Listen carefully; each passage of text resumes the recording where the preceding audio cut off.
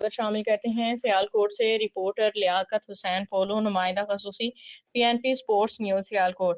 GSL edition 8 کا بڑا اور ناک آؤٹ مقابلہ شہزاد 11 کوبے چک اور بھیڑی لائنز کے درمیان کھیلا گیا، جسے شہزاد 11 نے 9 وکٹوں سے یہ مقابلہ اپنے نام کر لیا۔ پہلے بلے بازی کرتے ہوئے بھیڑی لائنز نے 162 رنز کا ہدف سیٹ کیا، جس میں حسنین گلبہار 35 رنز بنا کے سر فہرست رہے، جبکہ ان کے ساتھ ڈاکٹر حسن نے 27 رنز بنائے۔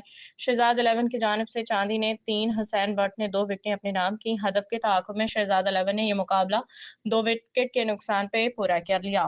حامد سرفراز نے اپنے پہلے ہی میچ میں دھواں دھار 72 رنز کی اننگ کھیلی، جبکہ ان کے ساتھ ارسلان رباڈا نے 57، کپتان شہزاد ملک نے 26 رنز بنائے، جس میں ان کے 3 بلند و بالا چھکے شامل تھے۔